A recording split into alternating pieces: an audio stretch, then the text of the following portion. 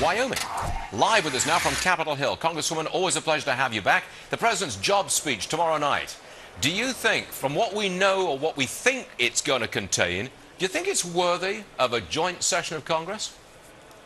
Stuart, from what we think it's going to contain, it's not, because it's more of the same. And if we keep doing what we're doing, we're going to keep getting what we're getting, which is no response from our economy and our jobs numbers. We need to go bold. We need to be talking about entitlement reform and tax reform. Well, okay. Now, the measures that the president is going to put forward have to be voted on by you in the House of Representatives. So, for example, are you prepared to go along with extending unemployment benefits for a year?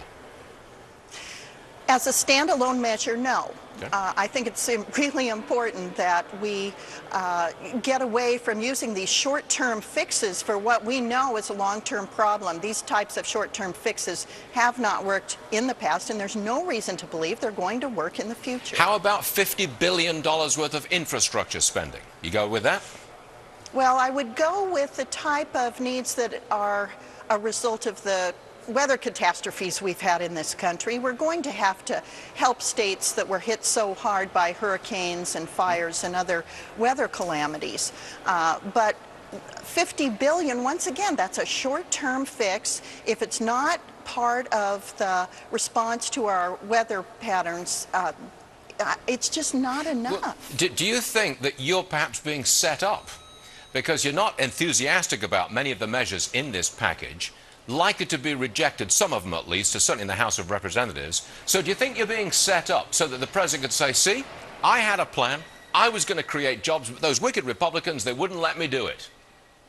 Well, that's a possibility, but the President and Congress have an obligation to respond to what we heard during the August work period at home, which is we've got to work together to come up with major reforms to programs like entitlement and our tax code and the way we do budgets in this country. My goodness, if we do anything less, we, meaning Congress and the President, will be failing the American people. So I believe that what we know about his proposals thus far indicate that he's willing to accept that type of failure. I understand that one senator and two congressmen will not be there. I take it you will be there tomorrow night, correct?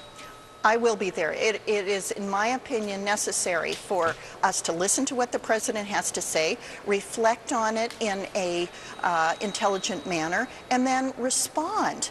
But I'm hopeful that he's going to be more bold tomorrow night than the early indications about his speech indicate he will be. Congresswoman Cynthia Lummis, Republican, Wyoming. Always a pleasure. Thanks for joining us again, ma'am. Appreciate it. Hey, you're on a roll this morning. I was listening to you earlier talking about your gold and your currencies. I think you had a little too much coffee this morning, Stuart. All right, Congresswoman, give it to him. You're right.